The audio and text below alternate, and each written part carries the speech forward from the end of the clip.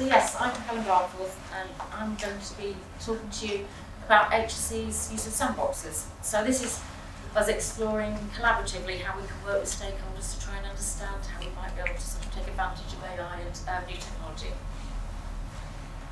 So the project I'm going to talk to you about is it's called the Smarter Regulation Sandbox, and it was about exploring how we could make our regulations more smarter and machine readable, and actually provide our data as well, so that we could improve health and safety compliance and actually reduce that burden on industry trying to find the right information.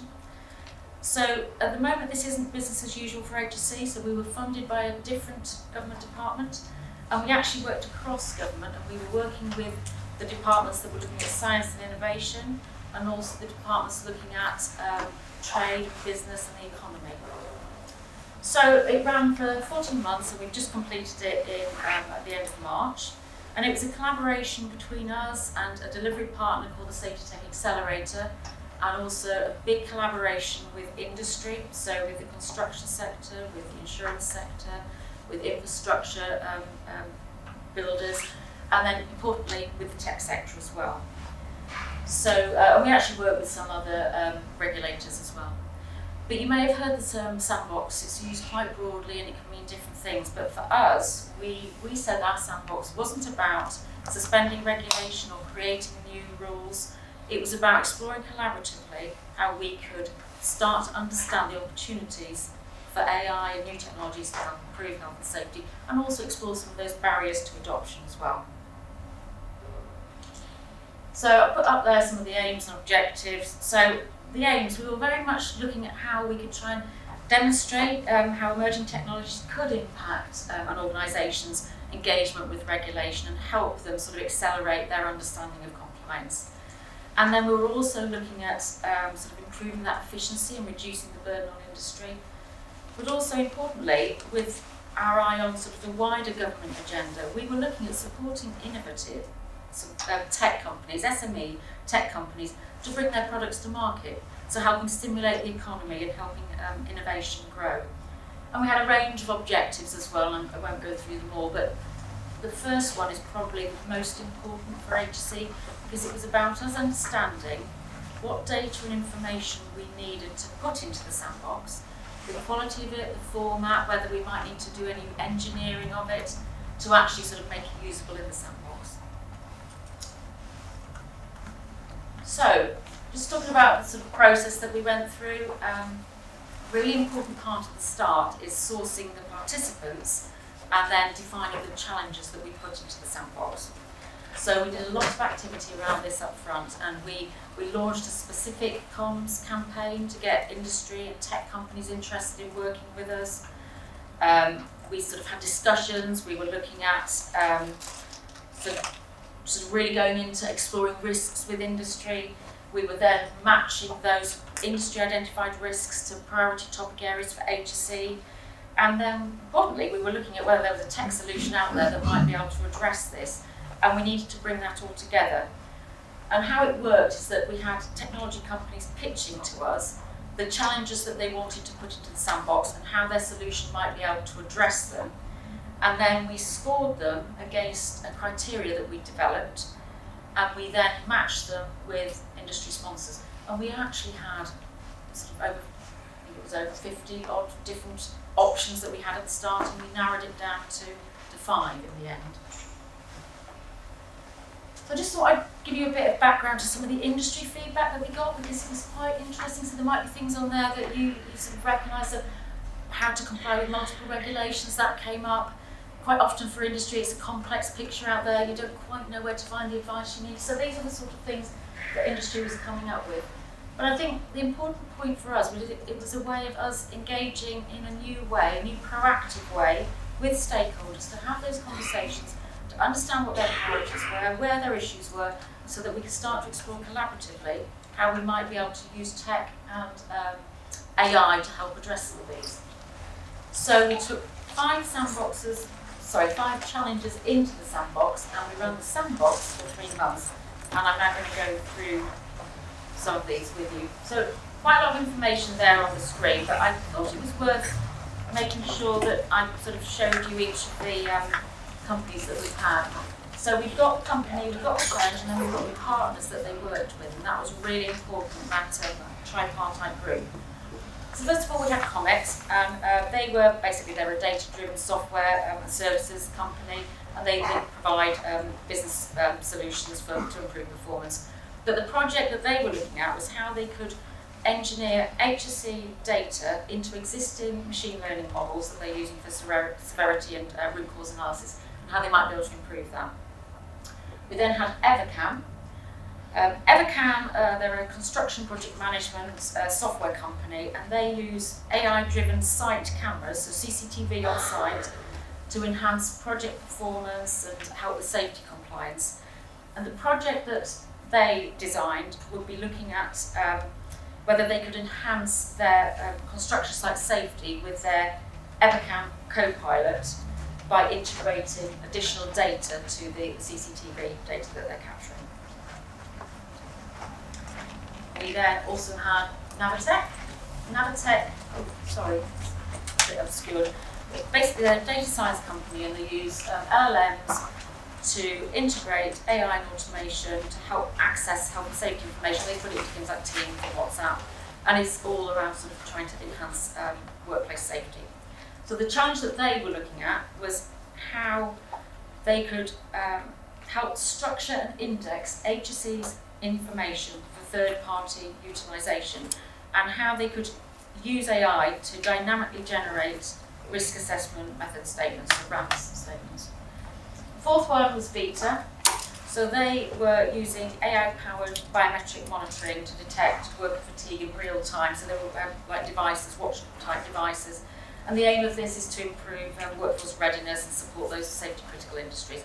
So the project that they were looking at, they were trying to test their tool in real-life workplaces to actually assess that readiness to work, and looking at workforce fatigue and physical preparedness. The fifth one was a company called Plinks.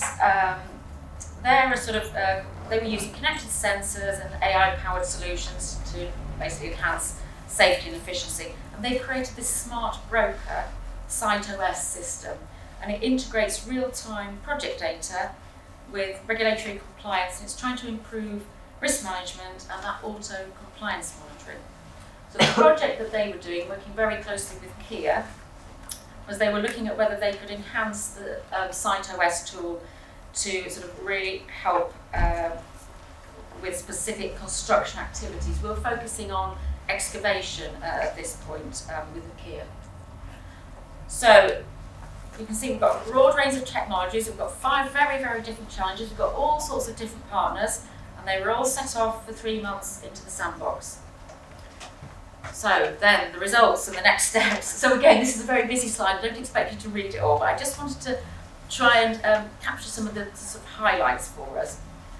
So firstly, Comet. So their solution was, they did show a positive application in the construction industry, and they hadn't worked in the construction industry before, so this is a new area that they were breaking into. But importantly, they identified that accessing quality source data was very challenging. So they're continuing to work with their partners and try and sort of enhance that and work on that. Evercam, their AI-assisted CCTV analysis, it did provide valuable insight, but they found actually that you still need human input for validation. And they saw that the application could be used to assess project progress against plans, but if you combined it with other data, sort of weather data or supply information, you could actually start to use it to anticipate risks. So they want to continue their trials, they're doing that, continuing those trials and exploring commercial opportunities as well. Navitec, this was interesting, so they actually successfully commercialised the 5 sort of solutions they took through. They had a range of different things they were looking at. And they've got 2 new contracts from the back of that, and they were only a tiny little SME, but we've helped facilitate them growing. And they're continuing to refine their co-pilots and looking at sort of that real-time monitoring and trying to sort of move more into that space.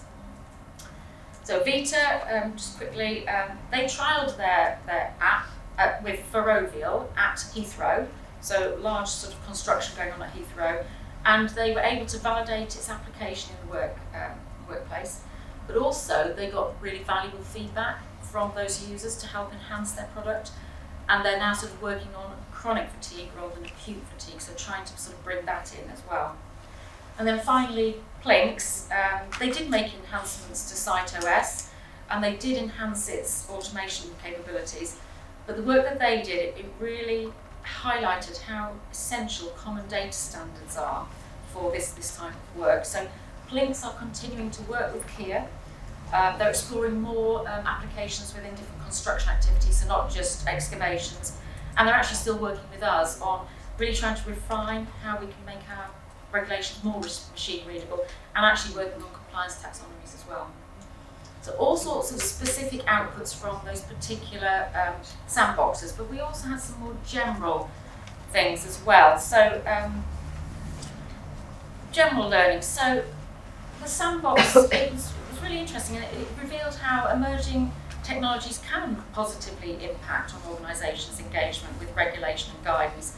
And it was sort of providing industry with that increased assurance and clarity on compliance. It was providing tech companies with that opportunity to use our data and our information in a new, smarter way, so they could integrate it easier.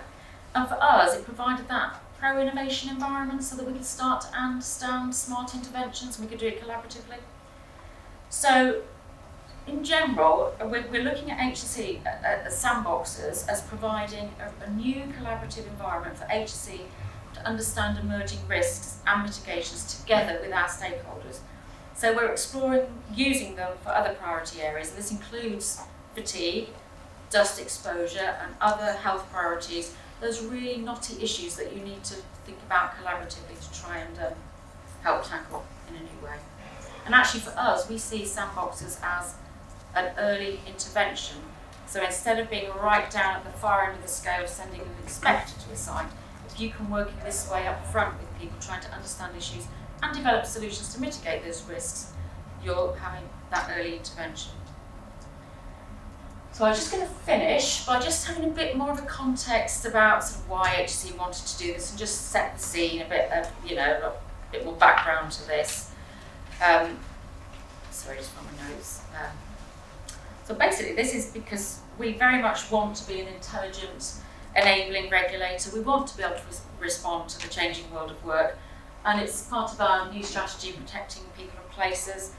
So we want to collaborate with stakeholders to understand the opportunities and the challenges in the workplace of the future. We want to be able to understand the opportunities for improving health and safety performance using new technology and AI. We also want to encourage and support innovation. We want to be able to help people understand and manage their risks. But we want to be proactive in understanding the regulatory implications of new technologies. And we want to be able to maintain Great Britain's record as one of the safest countries to work in. So for us, the sandboxes have provided this ability for HSE to have this ongoing proactive dialogue with regulatory duty holders and innovators. And then it's also facilitated that collaboration with stakeholders to understand the opportunities that new technology can bring to improving health and safety performance. So we've done 2 sandboxes to date, and we want to carry on doing this. So thank you very much for listening, and I'm happy to